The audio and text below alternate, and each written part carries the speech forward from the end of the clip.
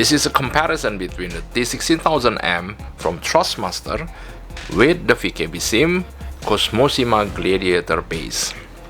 I got this unit with a price of more than twice of this one, but does it really worth the cost?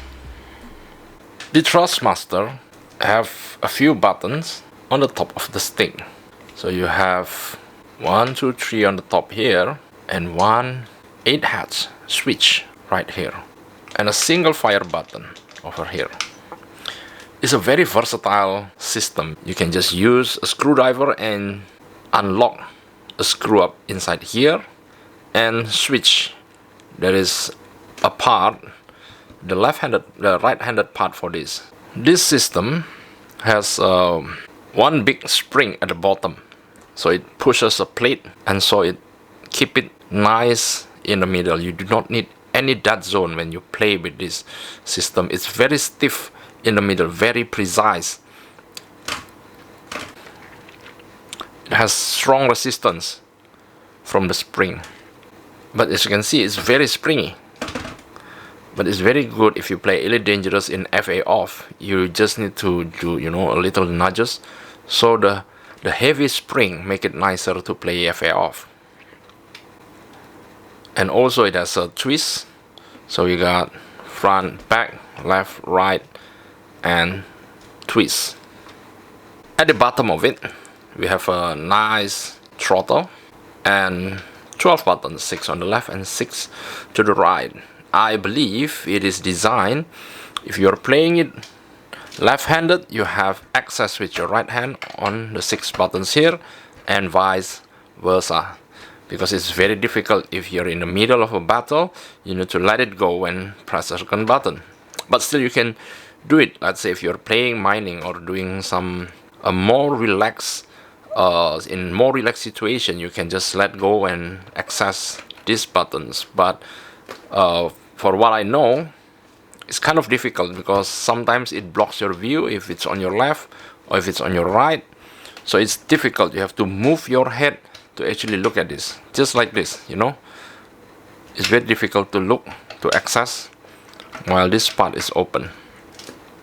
I've been using this stick for a couple of months, a few hundred hours, and I found out that the problem is with the twist sensor. They put potentiometer that happens to fail quite easily. Mine failed after a month of use, but I was lucky that I open up some screws and there is a gap in the middle, so I can just spray contact cleaner and WD-40 into it, and I was lucky enough that it fixed the problem. Up to now it works perfectly fine and still precise. The sensor at the bottom is really good, it's very precise. And also we have a left and right hand, a switch at the bottom here. So this thing, as far as I know, switches the use of this button for left and right. So let's say you have 1, 2, 3, 4. If you put it on the right hand, it becomes 1, 2, 3, 4.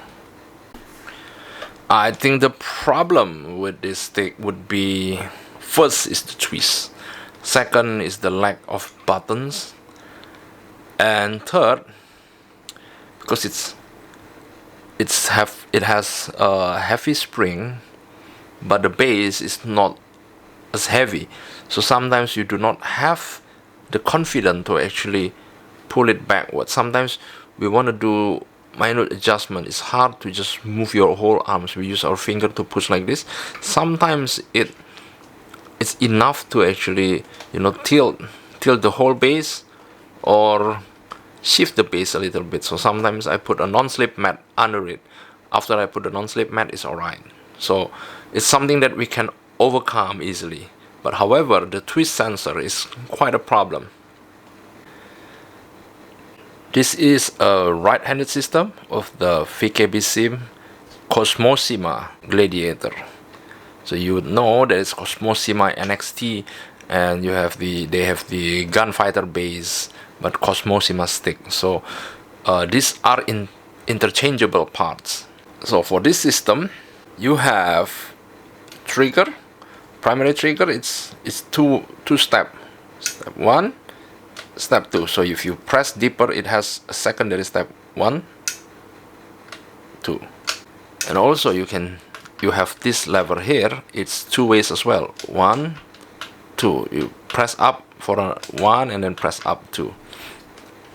It's quite useful. Out here there's another one here. If you are playing it like this, you can access it with your pointing finger. Inside we have the secondary trigger, an 8-way hatch.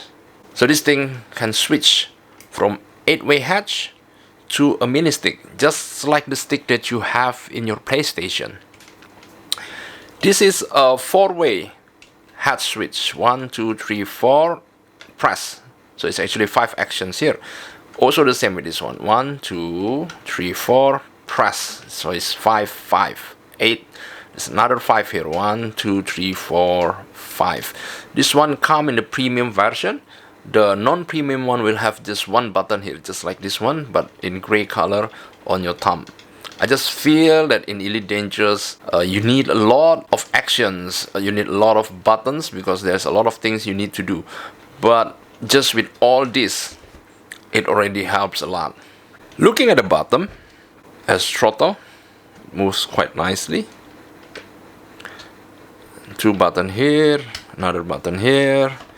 We have an eject button here and a start button here. And there are 9 buttons here. But if you play Elite Dangerous, you need to do some configuration to actually make this work. Because the Elite Dangerous, as what I read from the Reddit, it only input 36 buttons, which already covered in some of these. And these 9 are not readable. For the movement, it is not as hard. By default, this is not as hard as the T16000. You might want to change the spring set, and they sell it for quite a good price. It's actually not that expensive, but importing it to where I live is kind of expensive. And the system is different. While the Thrustmaster have a spring pushing up, this one, the spring goes this way and this way. So they have, if you move that way, you will stretch one way, and if you move this way, it will stretch the other way. So it's different. It's not as springy as the T16000. And the movement is quite smooth and nice, but in many times I feel it doesn't sit right in the middle. Sometimes it sits a little bit to the right, a little bit to the left. So even in game, I need to have around 5%. I think around 5% of that zone. If not, my ship will drift a little bit. It also have twist axis. Another good thing about this is that you can calibrate it. Calibrate left, right, front and back, so that it's more optimal for use. And it's also because it has a heavy plate at the bottom. It's really heavy. It's real iron plate, metal plate. So you don't really worry about pulling it, pulling it away or shifting it somewhere. I don't have any feel of mounting this thing. I don't need to mount it at all. Also, when you calibrate, the way I use it, it's easy for me to pull backwards. I can pull all the way back. But when I push, I don't feel very comfortable pushing it all the way down here. So we can calibrate the way we want to play it. We can pull it, let's say I want to pull it, this is 100%. But when I push, I don't want to go all the way in. I want it to be my 100 is somewhere here. So this 100 and this is 100. From here onwards, it will be still 100 all the way. So this is 0 to 100 and this is 0 to 100, just this much. Yeah, you still have spare. You can do that. And the sensors here are all contactless, so even the twist, it's supposed to last quite long. I've been using this for a few months and it's doing great. I have no problem. It's still sharp and accurate. But I believe this thing is also not without a flaw. It's not perfect, because when it comes, it's quite light here, but the twist is kind of heavy. And when it first comes, it is not smooth. Even mine, sometimes if I twist and I return, look at this, it stays like 30% on rotating to the right. If I let it go, see, that's quite a lot actually. Yeah, so if you play smoothly and you leave it here, it will stay there. It's quite annoying, sometimes I keep moving to one way without realizing that I have to push it back a little bit. I think this is the biggest flaw, especially if you play dogfighting game, and sometimes you have to think about a lot of things and your stick jam somewhere in the middle. So see, every time I try do it, it can happen. I'm not sure will it happen to yours, because to the one on the left it never happened, but when I twist it to the right, it happens quite a lot of time. I tried putting a little bit of lubricant. I think it helps a little bit, but things like that still can occur.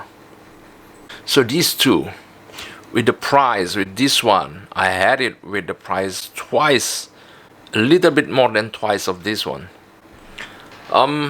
Personally, I think if you want to be a good player, you do not need this one. I know myself there's a few players who play magnificently good. They're using this one. But for the satisfaction, the VKBSIM Gladiator really gives me the satisfaction that I need. It gives me, it fulfills my imagination of flying the aircraft. It feels great. The buttons are stiffer. It's tough. It's really difficult for you to accidentally press something because everything is quite firm in place. If I can make an illustration of these two, the pressure that you need to press buttons on the stick on the T16000, it's like you're pressing your keyboard, while when you're pressing the buttons here, it's like pressing your light switch. So if you do not mind with the budget, you can go with this one. But if you do mind, the T16000M FCS is also a very, very good choice if you know how to take care of its twist sensor. That's all for today. Thank you, and don't forget to fly dangerously.